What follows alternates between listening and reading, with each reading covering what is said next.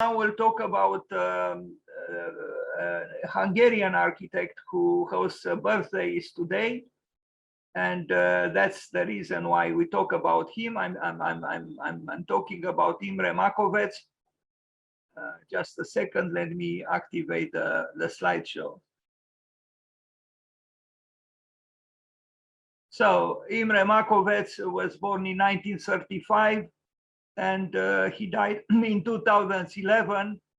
And because this is what I do, I pay homage to important architects, both alive and who are not any longer with us, but sometimes also not just to architects, like in the case of Benoit Mandelbrot. By the way of him, I showed the examples of what might be called, fractal architecture. So let's read a little bit about Imre Makowecz, and I mention again today, November 20th, when Imre Makowecz was born. Also, Kenneth Frampton was born 91 years ago.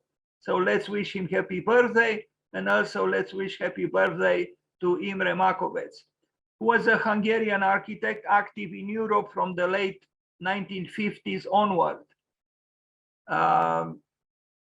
Makowecz was born and died in Budapest. He attended the Technical University of Budapest. He was founder and eternal and executive president. An ambitious wording, eternal and executive president of the Hungarian Academy of Arts. He was an award-winning architect, having won WYBL prize, I don't know what that is, and the Kossuth prize, Stendhal Imre prize, and Primissima award, among many others. His architecture is very original. Let's read a little more about him.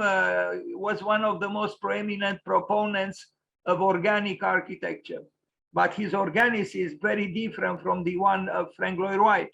As such, his buildings attempt to work with the natural surroundings rather than triumph over them. Frank Lloyd Wright and Rudolf Steiner are both strong influences, as is traditional Hungarian art.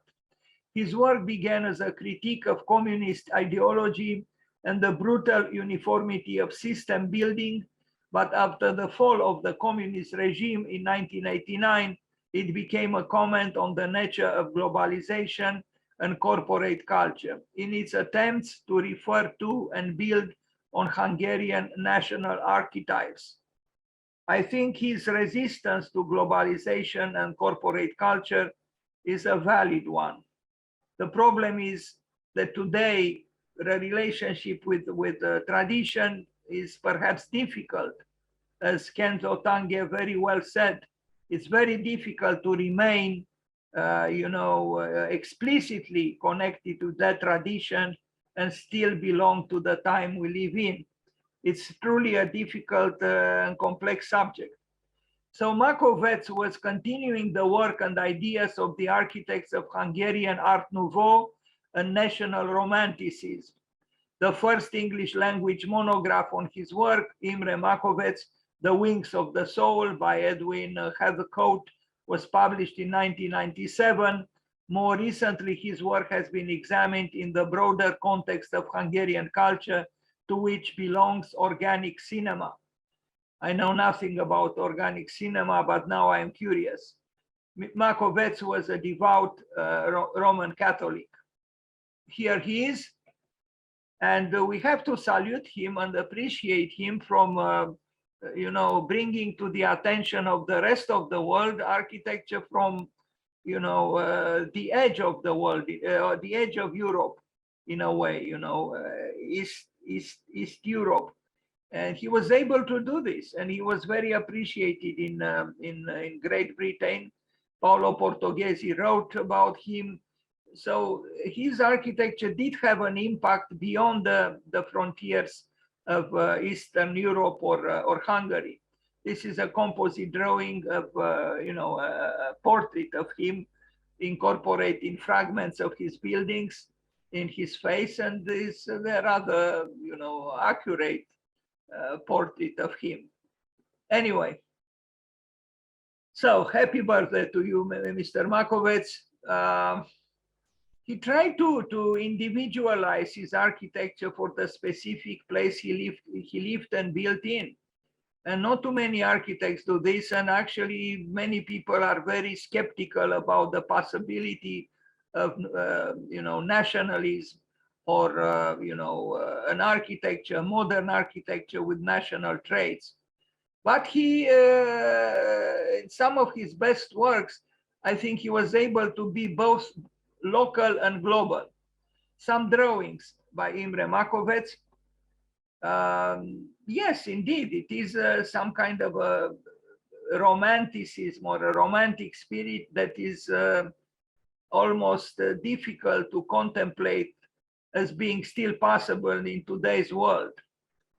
But if his influences were, Rudolf Steiner and Theosophy and, Frank Lloyd Wright, obviously we are dealing with influences that have some difficulties to connect with our present. He also loved Carl Jung, the Swiss psychoanalyst. And, there are cultural references that reverberate beyond the limits of architecture in his work. Now, this house, I don't know if I have image. I do, but I have better resolution. Again, the problem is how to build in such a way that tradition is not discarded, is not neglected, and at the same time it doesn't become formal or decorative or advocating an excessive localism. It's not easy. It's not easy because it's very, very, very possible to fall into the limits of localism. And localism, I think, is as deficient as globalism. In fact, any ism, I think, is restrictive. And if possible, we should avoid anything having to do with an ism, including tectonism, globism, and all those things that Patrick Schumacher thought that left behind the transitional so-called styles, postmodernism, deconstructivism. Anything with an ism is already a step forward towards dogma, and that's a problem. When the system takes over and becomes stiff, I think we are very close to distancing ourselves from freedom. But his research is, varied, and the problem is, another problem is that how can you build today a narrative architecture which achieves avoiding literal meanings. Architecture and literature, this is an interesting subject to explore, but I think in architecture, explicit literalness could be dangerous. It's also dangerous even in the field of literature itself. Literal meanings usually are a risk of becoming decorative and rather facile. A Shark restaurant in this place, Valence, I don't know if I pronounce well, from 1965. These are early works by Imre Makowecz.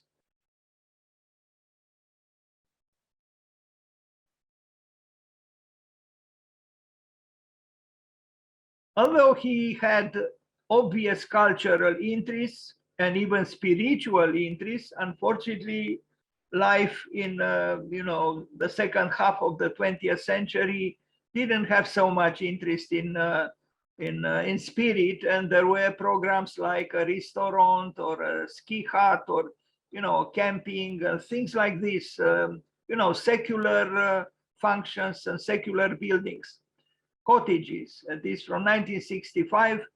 I like the fact that, you know, he assumed matter, he assumed gravity, he assumed the stone, he assumed the wood, and worked with them in convincing ways. Cultural Center from 1972. Already we are here on a dangerous path. Dangerous because the world at that time in 1970s wouldn't have this sort of thing. This, yes, did happen, you know, previously in previous centuries, but you know, in the 70s Europe, this was a, you know, required a lot of courage to do something like this. But now we saw in the previous presentation with fractal geometries that Michael Hansmeyer, in fact, but in a more abstracted way, is somehow moving in this direction. The problem here is that the literal meanings are perhaps too explicit and they risk to become decorative. And if you, in the absence of knowing what they represent, you know, it's very difficult to connect with them. But the kind of organicism, and he was not the only architect, there were other architects who followed on his path, and maybe there were also original creators who experimented, you know, in approximately similar ways, but not necessarily influenced by Imre Makowecz, I don't know. But I do have a book on organic Hungarian architecture, and there were other architects who were kind of in similar ways. And this required courage. And it was an architecture that might be, you know, uncomfortable for other people from Europe or beyond Europe. But who knows, maybe in the future, this kind of architecture will be seen differently. It surprised many people, it's true, because when we refer to organic architecture, we think immediately of Frank Lloyd Wright. But here we have an organic architecture from Europe, from Hungary, and it's a different kind of organicism. Another, you know, secular building can function, a restaurant. You know, what can you do? This building, unfortunately, I think was destroyed.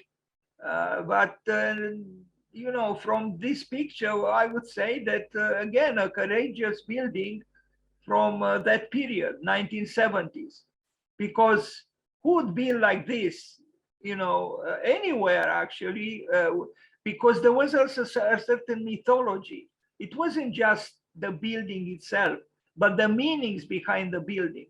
Look, it was devastated by fire.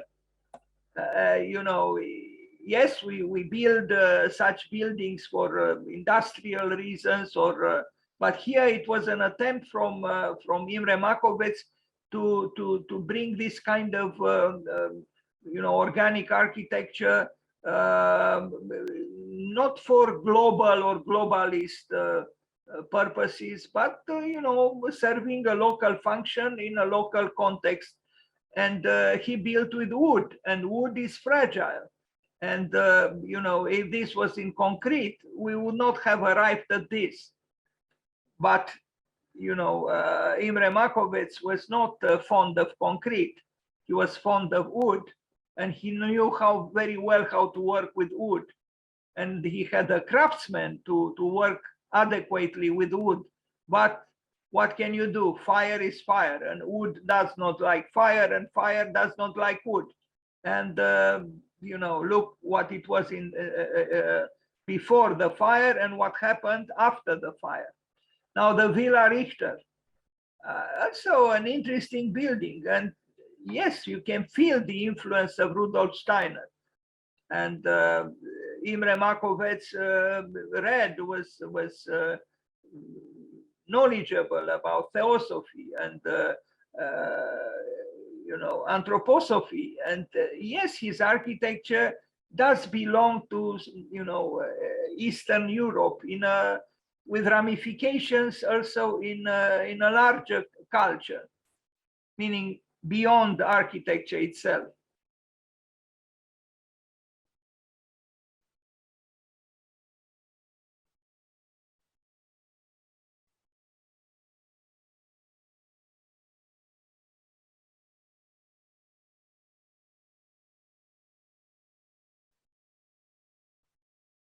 This mortuary chapel is probably my favorite building from his oeuvre because it's truly primal and archetypal, and it's also close to bioarchitecture.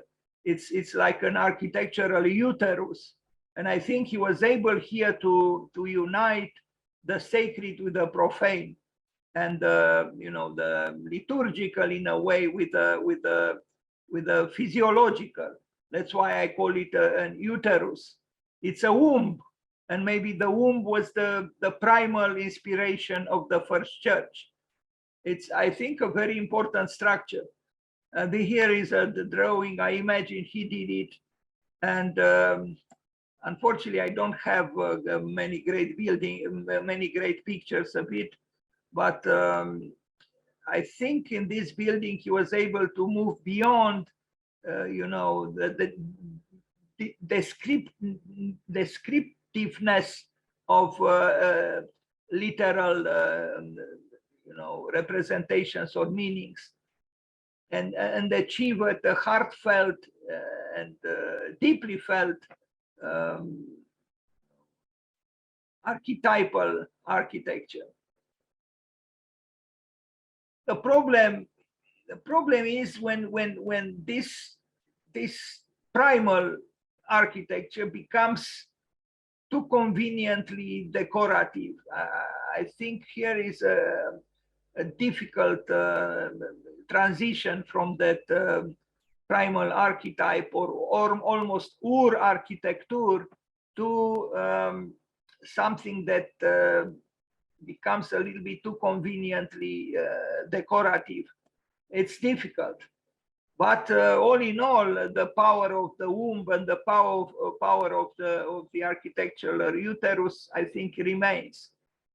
At least when I look at these black and white pictures, I feel that here there is no room for the convenience of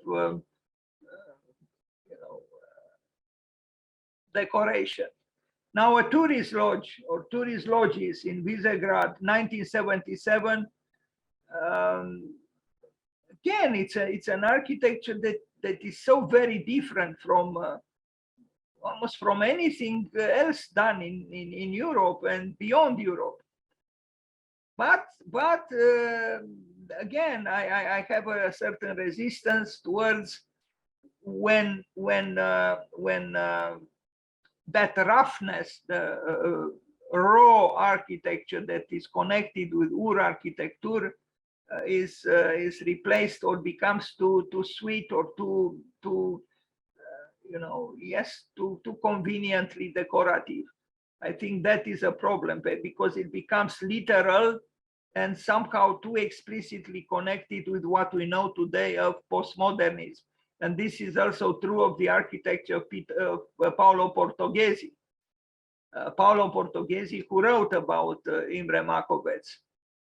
Otherwise, there are interesting things here, and I wonder, but again, how can we bring back figuration or sculptural figuration into our buildings without losing the connection, the organic connection with the present. Camping complex and recreation center in the same place, Visegrad, 1978.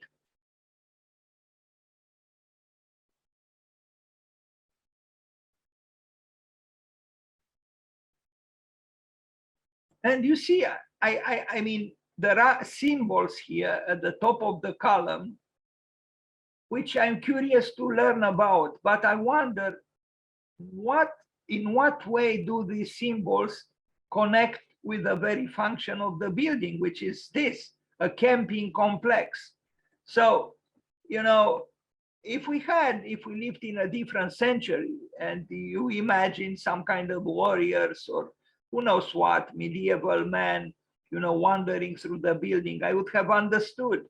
But in what way can I connect myself as a camping man, happy-go-lucky camping man at the end of the 20th century to connect with the gravity of these symbols and with the history and with their meaning?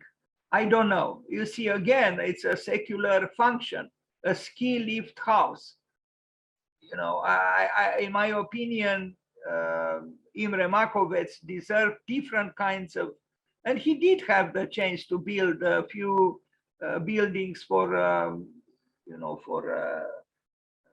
you know, for a church and a chapel and so on. But he also built, you know, for these explicitly, you know, secular functions. I like this building very much. You know, it has the aleatory movement of the pieces of wood on the, and you don't have you know, the predictable relationship between the wall and the roof. Here the roof becomes wall and the wall becomes roof, which I like, and the covering is very convincing, particularly from the perspective of, you know, sustainability. At that time, there was no talk about sustainability, but this building is very convincing.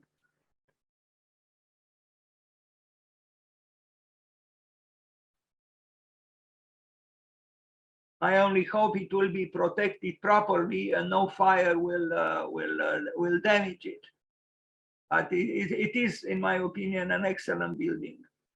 Visegrad Sports Hall. I don't know if I have here enough pictures of, yeah, I do. Again, it's difficult, I think, to remain within the characteristics of this architectural language and assume functions like a sports hall. You know, what is a sports hall? We know what a sports hall is, but this could have been the nave of a church, the way it looks with its Gothicism. The community center in Bach from 1985, it's actually a similar building to the one we saw. And this series of buildings I admire, particularly for the way that it dilutes the frontier or the distance between the wall and the roof. There is symmetry, but you don't perceive the building as being symmetrical. And the symmetry has symbolic, metaphorical, and poetical meanings here, you know, like two wings.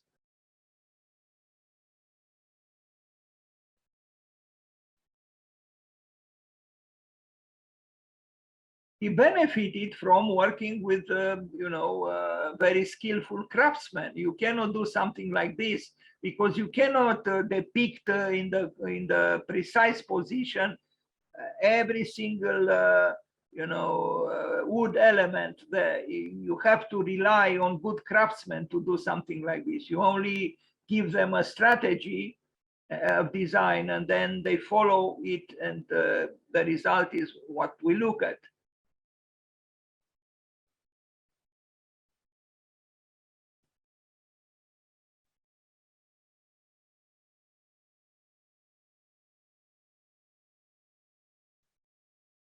And this is a building from the 20th century, but it could have been built in another century.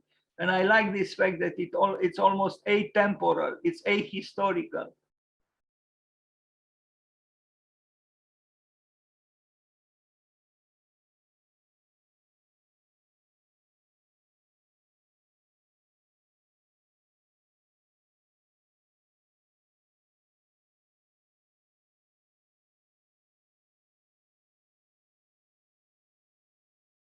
A church.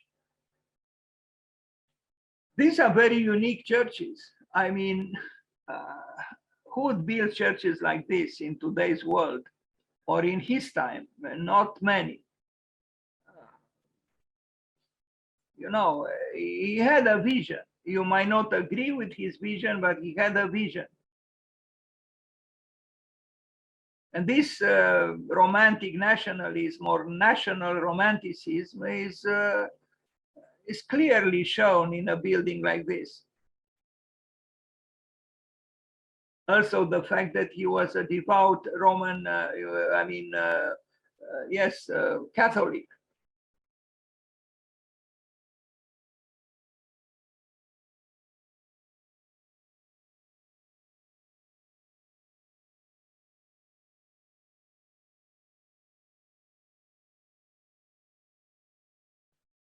Another church, the Holy Spirit Church, Pax. This is one of his most impressive buildings.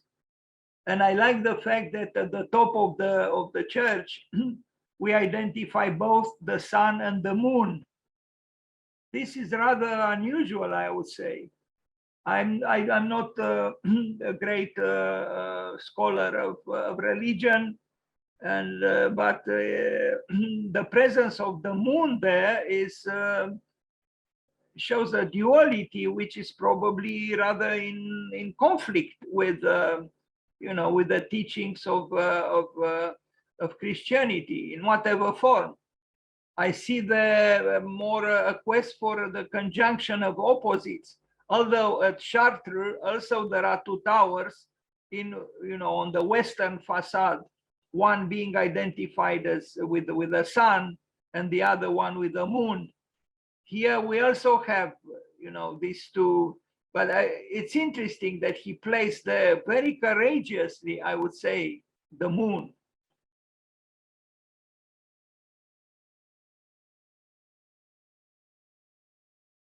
So, in my opinion, this building transcends the literal or the known or the explicit requirements of the very religion he was serving. Also, the bulbous reality of the building, its organic, physiology, if I am to call it so, it's almost sensuous, and there is an opulence, plenitude that somehow one might say is not of a spiritual order. But I think he was. I don't know truly a lot about Imre Makowecz, but I have a feeling here there is some influence coming from Carl Jung, who was very interested in alchemy, in the conjunction of opposites, conjunctio oppositorum. And I see in this church something like this, the sun and the moon, and then the two halves, which are, opulent and, sensuous, like two maternal breasts. It's something at work here that is both religious and somehow almost anti-religious, or I don't know how to describe it, but it's a conjunction of at least two powerful opposite tendencies.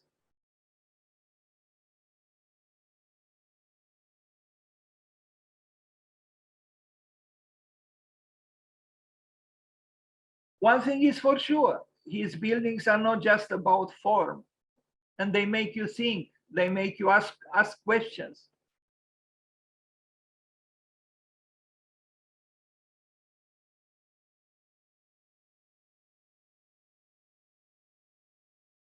When I lived in New York City, I was connected with an architecture gallery storefront for art and architecture, and the founder of that gallery, Kyung Park, he admired Imre Makowecz, and at that time Imre Makowecz contributed a few times, and he even had an exhibition at Storefront for Art and Architecture in the 80s, at the end of the 20th century.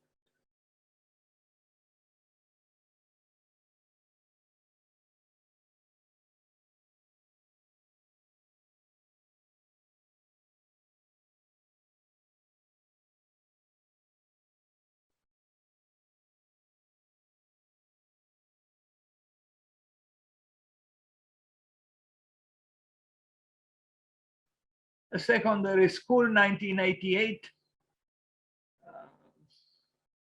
There are interesting things here too.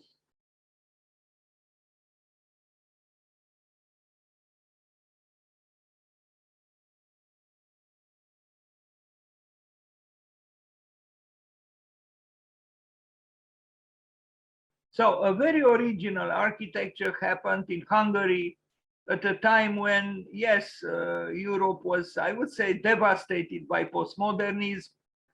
But here, an architect like Imre Makowecz was not just playing with forms or with borrowed forms from other cultures. He was nourishing himself from the culture of his own land. a theater and Hungarian community center in Lendava in Slovenia. So this is not in Hungary any longer.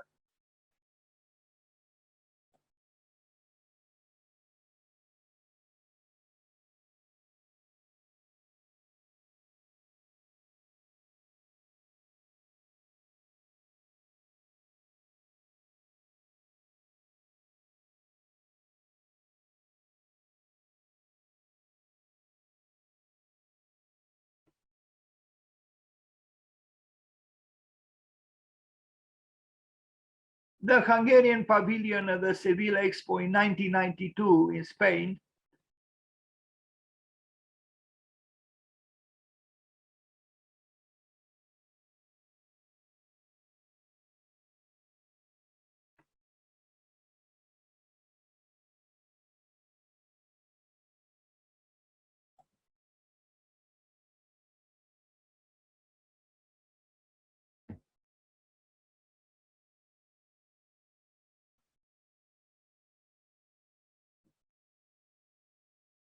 Very different from most other buildings, which, you know, even during postmodernism, you know, celebrated rather predictable modernity. Here was something else. Look at all the buildings around it.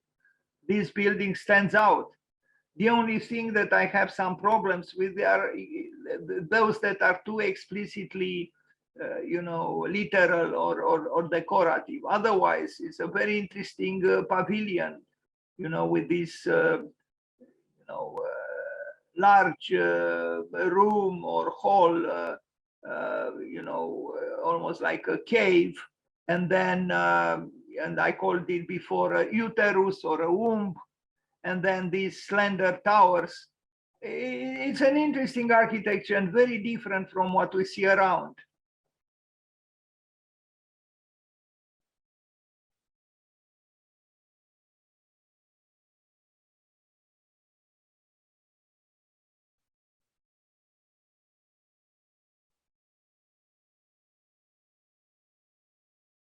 Impeccably built also. And look at this tree here.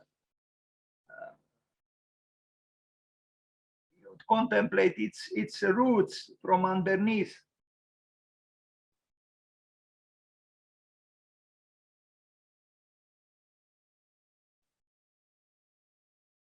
A church, another church from 1995.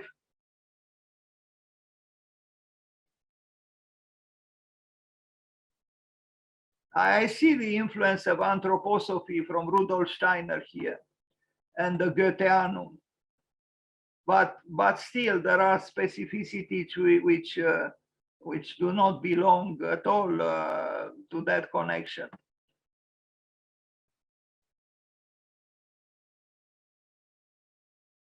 But my perceptions and the perceptions of anyone are actually, you know, the result of living at a certain time in a certain place. Who knows how this architecture might be perceived in, let's say, 50 years from now, or the other way, looking the other way. Who knows how this architecture might have been perceived, let's say, a few centuries earlier. That we will never know. But perhaps the question is worth asking. Stepaneum, so kind of an interesting building and almost anachronistically built. When was it built? 1995. But if the mentality of the world moves in the direction of you know, appreciating more local values, it's possible that the architecture of Imre Makowecz would gain you know, in importance and in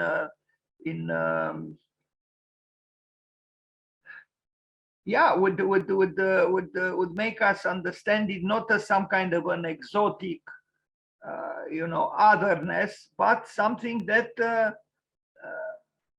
might become one day, you know, not the rule, but in a way the path to follow. Although I have to say, when trees become too literally depicted, although abstracted to an extent, but not sufficiently, I think there is a problem.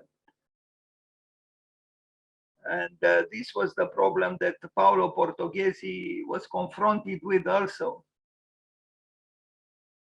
It's true that in the Gothic cathedral, there was talk about the forest of columns, but it was not a literal forest. It was not a figurative forest. It was an abstracted forest. The level of abstraction could have been higher, in my opinion. A community center from 1996. This one is here. We see the, the explicitness of tradition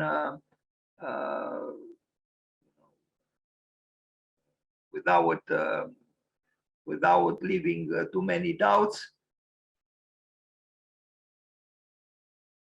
It's very difficult. It is very difficult. And I thought many times about what Kenzo Tange said, that you cannot build in the present following explicitly on the path of tradition. You have you might start from tradition, but you have to make a transformation and metamorphosis. Otherwise, the work, might be nostalgic, but that's not sufficient. But it's true, he made this statement in the second half of the 20th century, in the 60s, I guess.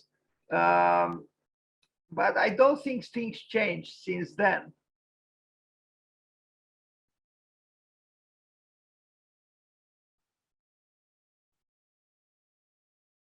But Imre Makowecz lived and worked at a time when in the world there was what was called postmodernism. So we have to look at his work also in the context of postmodernism. But I think his best works transcend, the limitations and the definitions of postmodernism.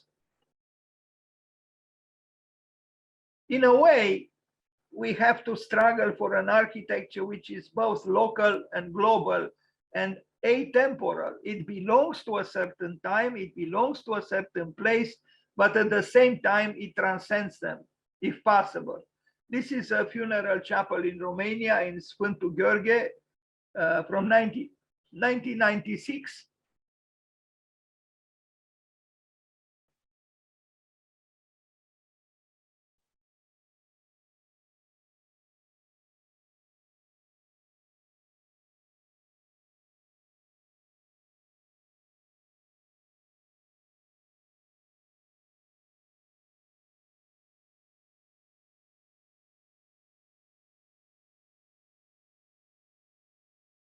Sorry, I don't have more pictures. I just found these two pictures. Anyway, the Onion House Cultural Center in Mako, 1995.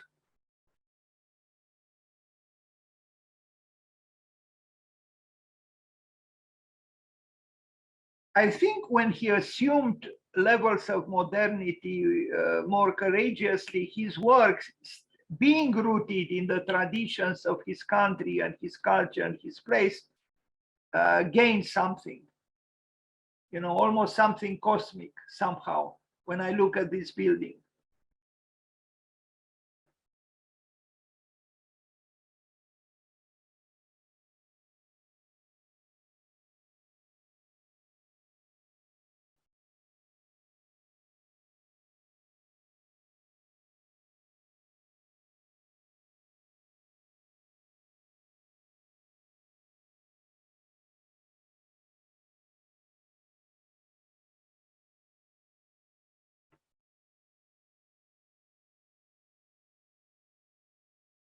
A swimming pool from 2000s, a large complex for loisir, for pleasure, for what can we do, for, for health too, for sport. But there is, with great difficulty, room for mysticism in this field. A Roman Catholic church in Miercurea Ciuc in Romania from 2001.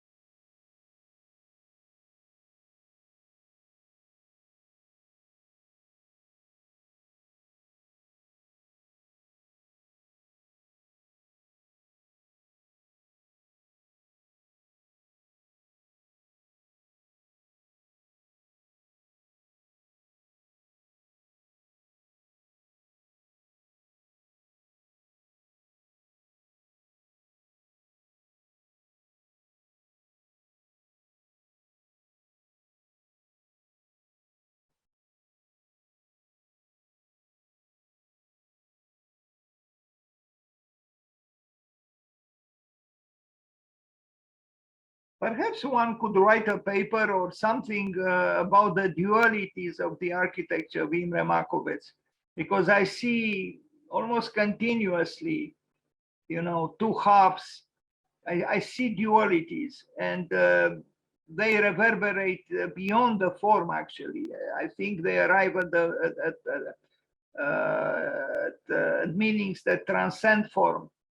A Reformed church on Donath Street in Cluj, again, Romania. So this is the third building he built in Transylvania.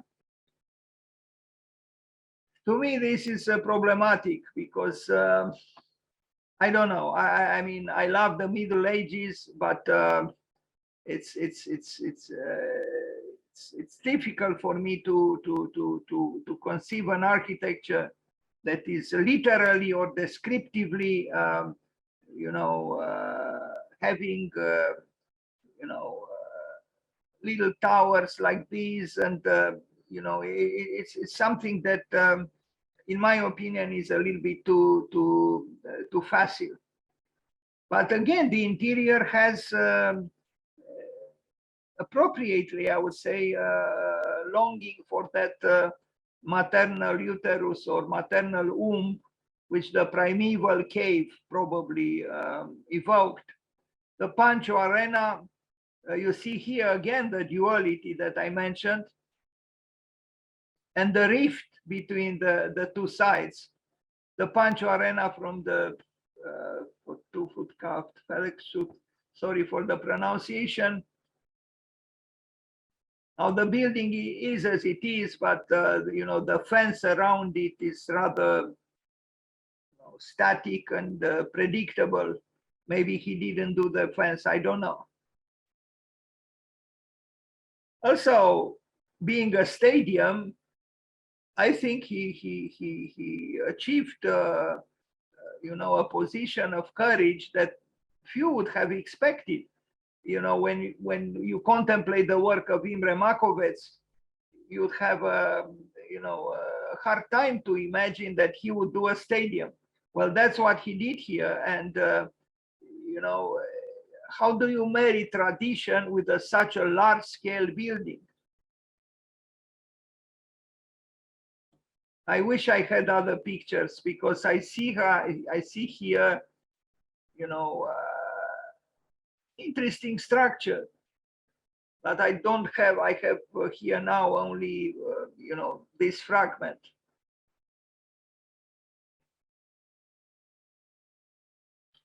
Well, the world is returning to wood now because of sustainability problems and so on, but there is a problem. Wood is beautiful and wood is eternally at our disposal, but we also need the trees because we need oxygen. So how much can we afford to continue to cut down trees and forests? The Hungarian architect, I mean, his own house, which is now a memorial house open to the public.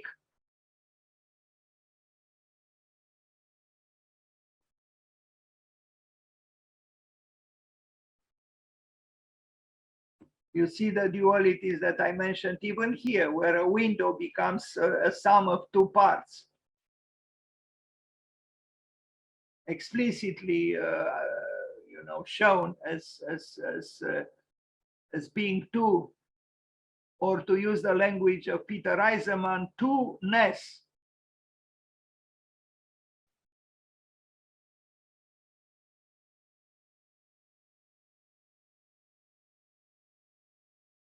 Here there is also a segment of a spiral, which in itself, the presence of the spiral in the work of Imre Makowecz could make one think of larger meanings.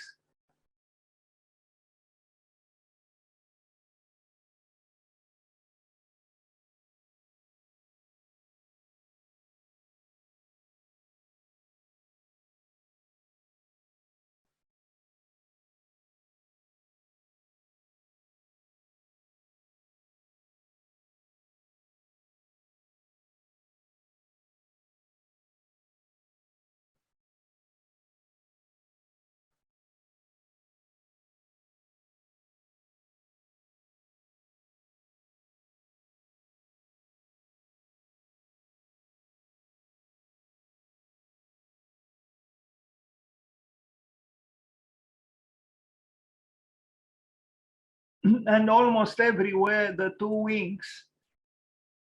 wings appear in many of his works, perhaps as a desideratum, a longing for loftier zones of existence.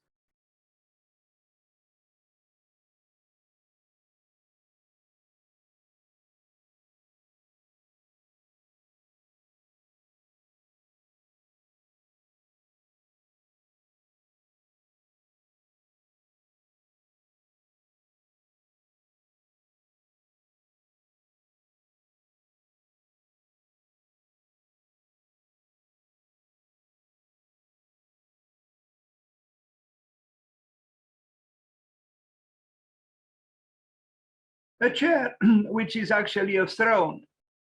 I see he designed it with someone. I myself designed some ceremonial chairs, also kind of thrones. And the very idea to design a throne in modern days Europe is challenging and interesting.